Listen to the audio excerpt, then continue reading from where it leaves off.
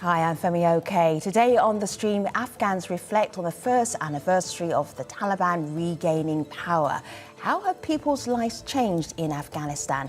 That is the question that we will be discussing with our panel. You can be part of that discussion as well. Join us right here in the comment section of YouTube. We start our discussion with Samira Rahman. Afghanistan is facing crisis after crisis. We have rising hunger, crumbling public services, outbreaks, the devastating earthquake just months ago. We have increased restrictions on women and girls. And now, just this week, we've had 10 provinces that have been affected by flash flooding, destroying homes, farms, and livelihoods. All of this comes at a time when the economy is crippled. People are struggling, people have no jobs, no money, and increasingly no food, and are absolutely drowning in debt. That is one perspective on the past year in Afghanistan. You're about to hear three more from Suhail, Pashtana and Ali. Welcome all three of you to the stream. Suhail, welcome to the stream. Please introduce yourself to our global audience. Good to have you. Yes, my name is Mohammed Suhail Shaheen. I'm nominated permanent representative of the Islamic Emirate of Afghanistan to the United Nations, and currently I am working as head of the political office in Doha. Pashtana, good to have you back on the stream. Please remind our audience who you are and what you do. Well, first of all, thank you for having me. My name is Pashtana Durrani. I am the Executive Director of Learn Afghanistan, and currently I'm a visiting fellow at Wellesley Women's Center at Wellesley College. And Ali, please say hello to our audience around the world. I'm Ali Latifi. I'm Al Jazeera's correspondent in Kabul. I am going to start, yes, with an exclusive clip of what happened in the presidential palace in Afghanistan almost a year to today. Let's have a listen, let's have a look. What you are looking at right now is Taliban fighters inside the presidential palace. This is these pictures exclusive on Al Jazeera. Taliban fighters placing their guns on the desks, sitting behind the desk of, we assume that is the desk of the Afghan president. A fairly stunning turnaround of events. Ali, what do you remember from that day, about that day? I mean, it's a day that our entire world changed within a few hours. I remember that late in the morning, there was the sound of gunshots near where I live, and everyone thought that the Taliban were coming then, and everyone was running like it was a disaster movie. You know, everyone was just trying to get back to their homes, and then, you know, people basically shut themselves in their houses for the rest of the day, and then all of a sudden came the news that the former president just ran away. He just fled, and he took his, you know, high-level cabinet officials, his advisors, whatnot, with him, most of whom had foreign passports. You know, there was no message, there was nothing for 11 days as the Taliban was taking province after province after province. No one from the former government bothered to give any kind of a statement. No one said we're sorry. No one said we failed. No one said we're trying to gain these provinces back. And then all of a sudden, you know, this was probably 10 or 11 o'clock at night, you turn on the news and there's the Taliban in the presidential palace. So here, when you see those pictures, what are you thinking? What are you feeling? Was this an incredible sense of triumph and victory for the Taliban? Yes, it was indeed. It was the result of our 20 years sacrifices, our struggle for liberation of our country from the occupation. So this was our legitimate right. Everyone has the right to have independence, to live in an independent country. This was our right to struggle for liberation of our country, and we gained that after 22 decades, almost 20 years, and a lot of losses and sacrifices and equipment and so on, both of male, women, and children, elderlies of Afghanistan.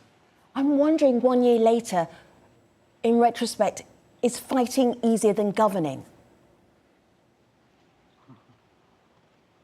Well, that was a different phase.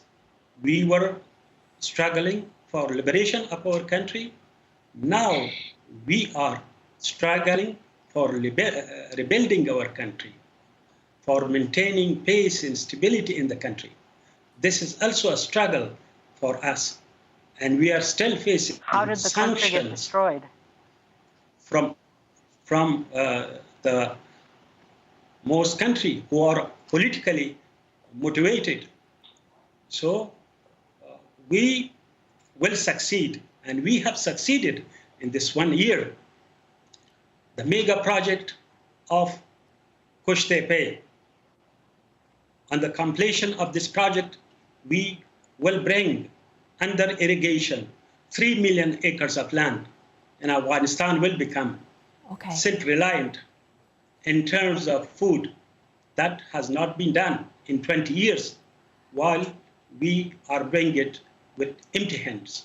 There are other examples. The Kajiki Dam. Let me bring in a few more voices. Completed that. Sahil, let me bring in a few more voices to share the conversation. Yes. This is Rateb Nouri. Pashtana, I want you to have a listen to Rateb and then bounce off the back of him, because for Rateb, this 1 year has been a horrible anniversary. I'm interested in your perspective, but here's Rateb first of all. 15th of August 2021 was the worst day in my life.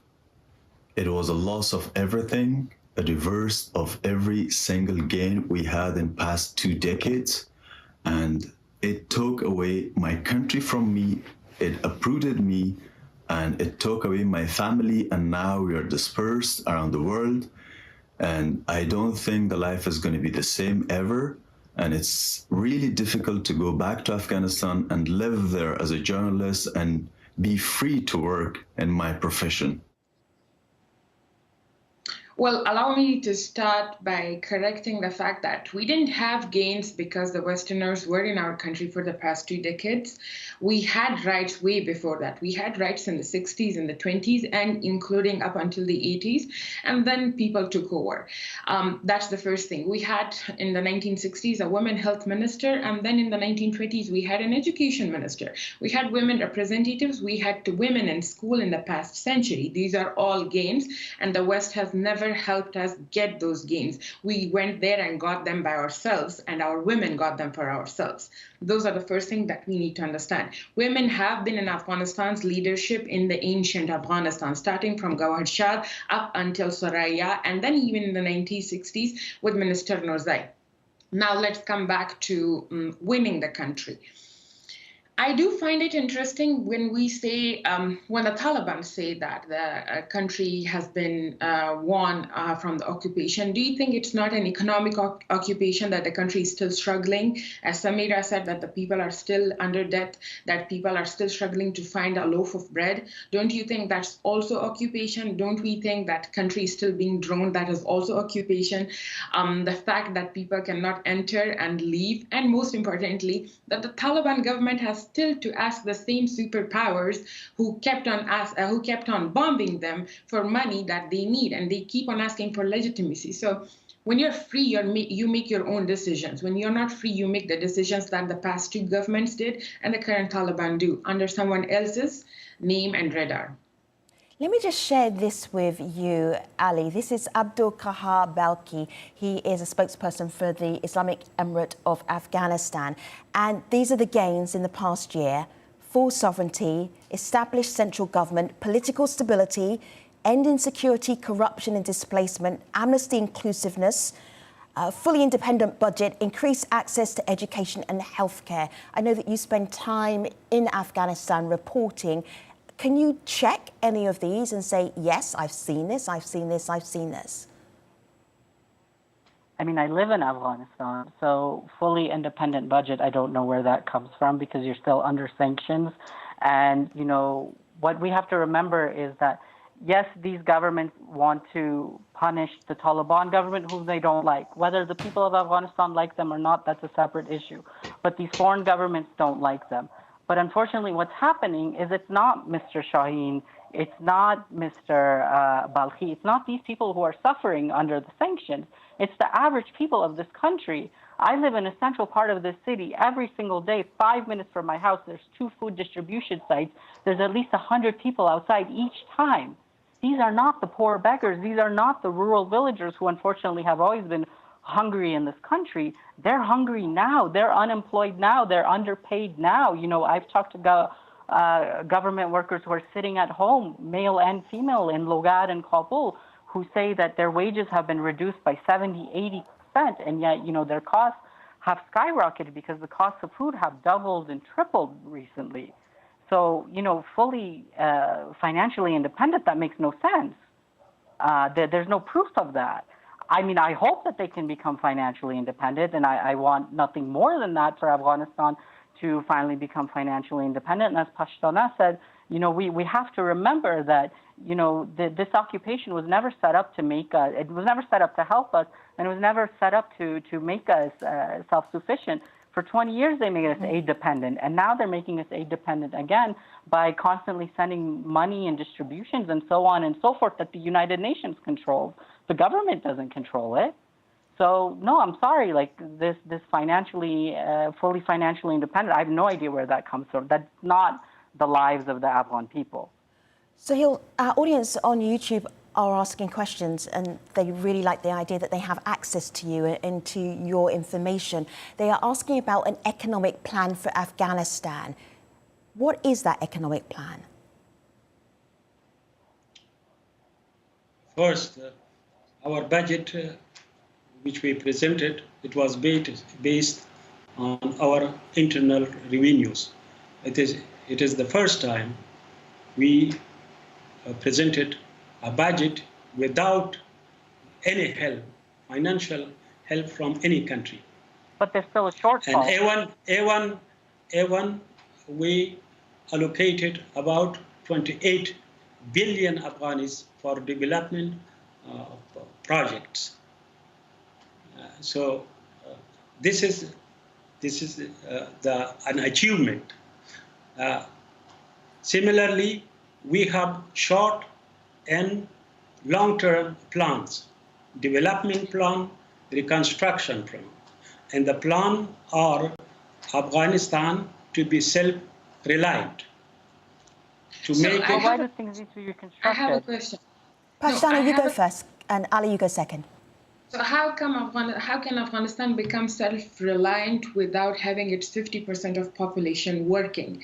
And what do you mean by development? It's not something that I would want to explore in the long run, but I really need to understand how the Taliban see development, that being first. And the second, when women are at home, when they're not allowed to work or study, how do you see that Afghanistan will become self-reliant when we have to ask Pakistan or Iran for doctors?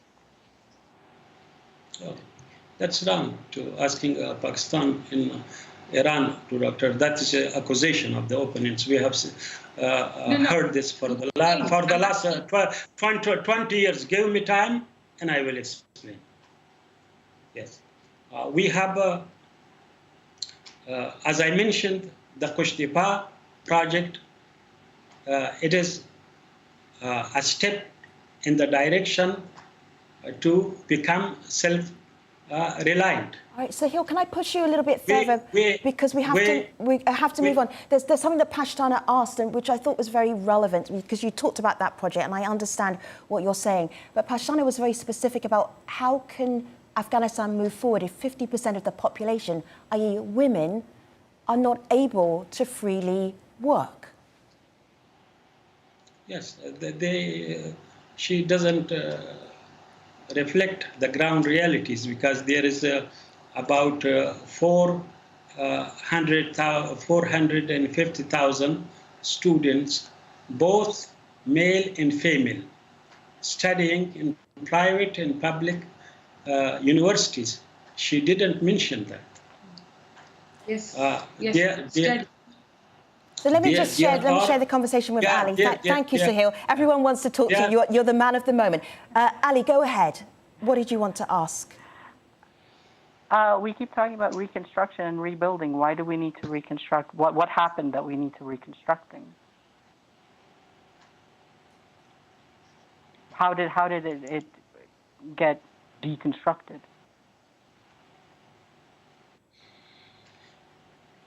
We have started construction, as I said. The Kajiki Dam, it was 50 megawatt. No. My question is, we're talking about reconstruction and rebuilding. How did things get deconstructed? How did they get destroyed that they need to be reconstructed now? That's my question. Yes, that was destroyed by the bombardment, by the heavy weapons of the Kabul regime and the invaders, because we didn't have heavy weapons. We had Kalashnikov and very light weapons. We were not able to destroy it. But suicide bombings didn't cause destruction? They destroyed that with that, but now we are building it. All right. And we will so guys, I'm going to push with our natural resources. With what we have, we will build it. We have started the building, and the work on road from Kandahar and Herat will begin. The railway line from Uzbekistan to Torkham is in the pipeline to begin. Extraction of mines have already begun. So these are the work. Thank you, Ali. I'm going to push on because our audience also wants us to move on because they're asking for development and the way forward and the future for Afghanistan. I'm going to go to that line of thinking via Heather Barr, who is calling on the international community for more help. Here's Heather. The last year has been a complete disaster for human rights in Afghanistan. Women and girls have seen pretty much all of their rights stripped away, and that's not all. There's also been extrajudicial killings, torture, silencing of the Afghan media.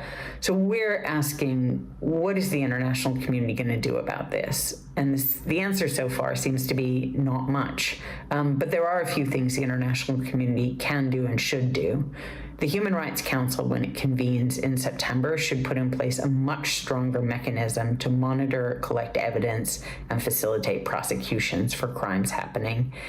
And the Security Council should end exemptions to the travel ban that they have in place for Taliban leaders. Pashtana, I'm just thinking about this past year for Afghanistan and the international community on the sidelines. How do you see their impact and what could be possible? I think starting with the fact that the international community still thinks that using last century sanctions on a current country's crisis is something that they should be doing, and that's something that will find a solution. I don't think right now that the current sanctions help anyone, but the Western countries to keep the aid to themselves that is allocated to Afghanistan. The country right now is suffering, and the sanctions don't help Afghanistan. It actually makes it worse for the people who are actually already hungry, who are already suffering right now. Coming back to one thing that I really want to highlight, when you talk about development, when you talk about progress, here's the thing. In the next 5 years, the population of Afghanistan continues to grow. And when you say that you have 400,000 students in schools and in universities, I am asking a specific question from grade 7 up until grade 12.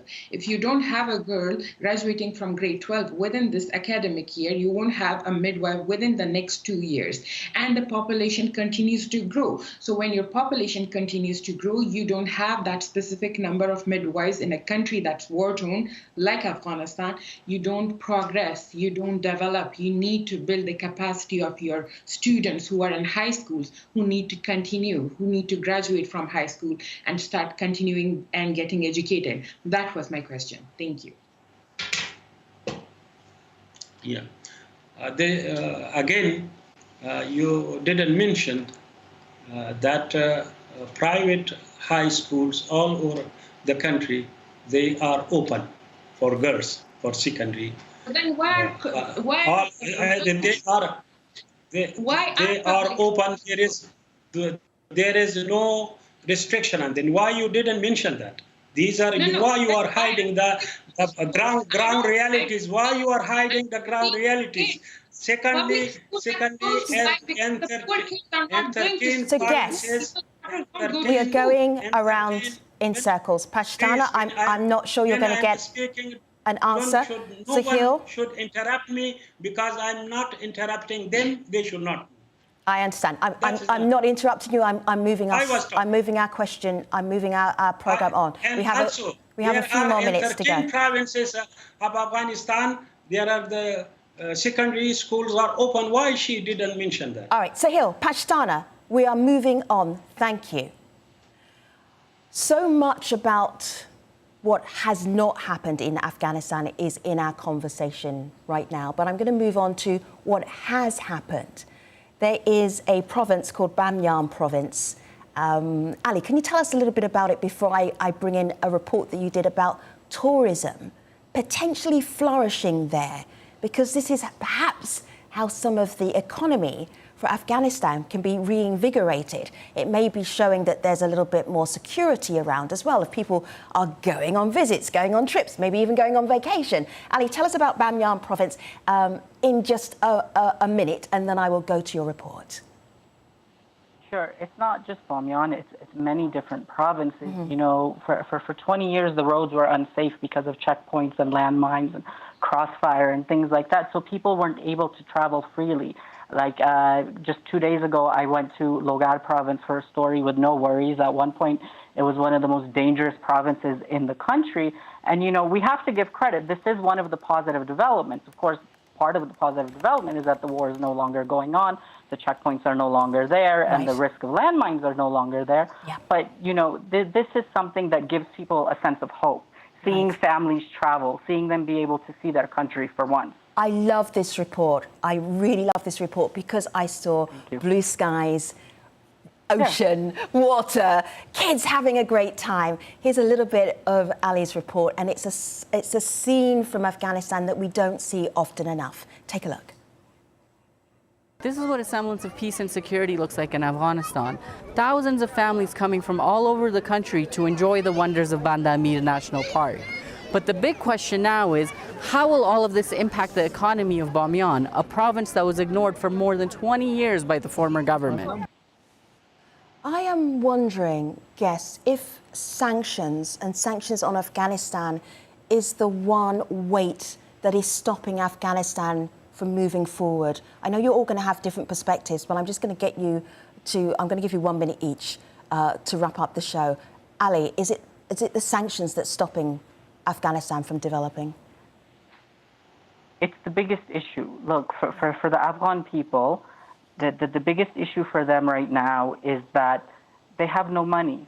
You know, like people who work in the government, including women, have had their wages reduced because the government doesn't have money. It cannot pay people. You know, we lived in a country where for 20 years, 75% of the public expenditure came from these foreign aid grants. And then all of a sudden they cut them off.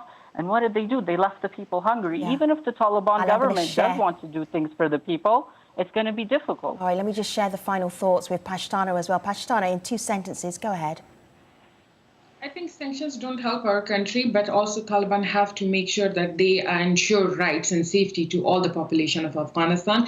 And in the meantime, sanctions don't help. I think sanctions should be lifted. Thank you, Pashtana. Sahil, you get the last word. Thank you for being in this robust conversation. Sanctions, in a sentence? Yes, it's a fact that the sanctions preventing Afghanistan from development and preventing people to have a normal life, to have job opportunities. All right. Sahil, they should reconsider. Thank you. Sahil, we have to get you back. You've been so popular with our online audience. They have so many questions for you that we have to get you back for another episode of the stream. But for now, Sahil, Pashtana and Ali, thank you so much for being part of today's show. Let me show you here on my laptop where you can follow them on Twitter. Sahil, Pashtana and Ali. Thanks for watching, everybody. See you next time.